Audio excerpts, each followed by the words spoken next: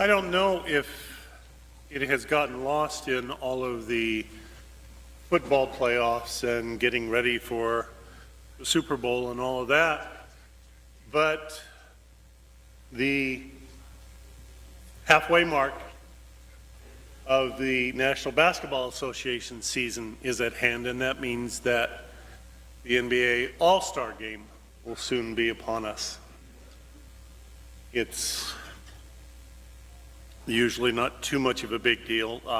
Everybody that's playing agrees that they're not going to play defense, and so we'll just shoot as much as we can and get unbelievably high scores and so on and so forth. Traditionally, it's been the All-Stars from the Eastern Conference versus the All-Stars from the Western Conference. But to try and get things a little more interesting, supposedly, what they do now is they take the top two vote getters and they become the captains of the two teams. And then they can take all of the All-Stars, excuse me, and almost like, playground rules. Either LeBron or Steph Curry will have the first pick, and the other one will have the second and the third, and then the other will have the fourth and the fifth. And so they'll choose up sides that way. And that's just among all-stars. As somebody who, growing up, almost always was far from being the first one picked, I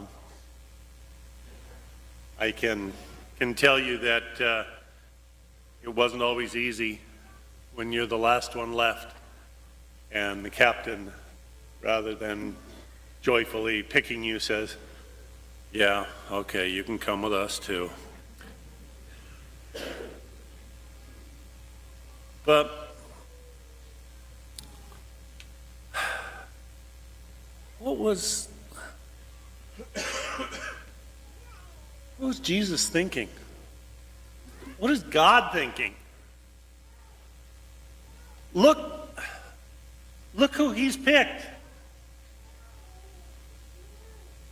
Look who he's chosen. My gosh. In our first reading, we have the prophet Jonah. And what most people know about Jonah is that somehow he ended up in a belly of a whale for 3 days and then wasn't anymore. But Jonah is a fascinatingly flawed individual. God called him, he didn't want to follow. He tried to run away. He reluctantly went on the voyage. Actually, he was trying to hide from God, and he went on the voyage. And when the storm came up, the ship's captain said, "God must be mad at us for a reason. Who's not right with God here?" Jonah says, "Well, I guess it's me."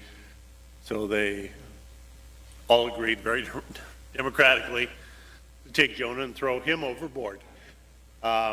And that's when the fish came along. But anyway, after he spent time being reverse tuna surprise or whatever it was, he got to Nineveh and he started proclaiming the word that God wanted him to preach. And people of this town of Nineveh, they took his message to heart and they repented. And God said, "Okay, I'm not going to punish them. I'm not going to destroy Nineveh the way that I wanted to." And Jonah, filled with charity as he was, he pouted. He said, "Oh, come on, I look like an idiot now. You said you were going to destroy them. Now you're not going to. Gee, thanks a lot."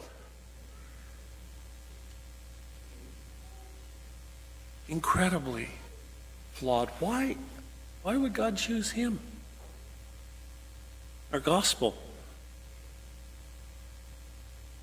Jesus doesn't ask for resumes. He doesn't look for the best or the brightest. Fishermen were generally uneducated. Most of them were not finishing school graduates. They possibly were not even all that, quote unquote, religious.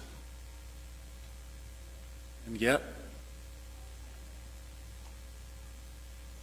he chose them. He built a church on them. A church that, when you look at our 2,000-year history, you think, my gosh, how on earth have we made it this far with some of the leaders, with some of the incredibly evil, corrupt people who have had responsibility for the flock over the centuries, and yet, here we are.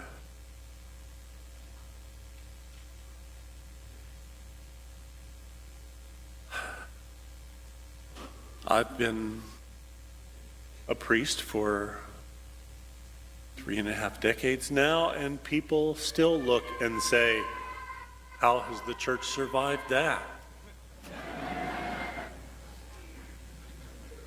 What is God thinking? Well, story. Once upon a time, a group of boys in their late teens swarmed out on the basketball court on a Sunday in January when the temperature had risen to 50 degrees. Warm enough to play basketball, right? In t-shirts, right? Anyway, the outcome of their games was often determined by the flip of the coin, which decided who would have the first chance of choosing sides. The one who lost got the second and third choice, and so on. It was supposed to be fair, but it was also boring. So on this particular day, the young man that had the first choice picked the worst player in the crowd. Of course, his opponent chose the two best players. Then our hero chose the second and third worst, until he had chosen the 4 worst players. These guys think they're hot stuff. Not his exact words. He said to his bedraggled teammates, they think they're going to mop up the court with us. Let's teach them a lesson. Well, the other guys were so overconfident that they missed their shots, and the team of poor players beat them 21-10. See? The winning captain whispered to the losing captain, I'm so good, I can win with inferior players.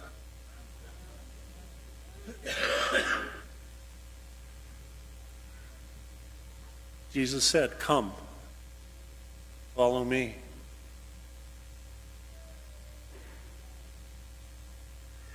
Lord, I am not worthy. God says, that's okay.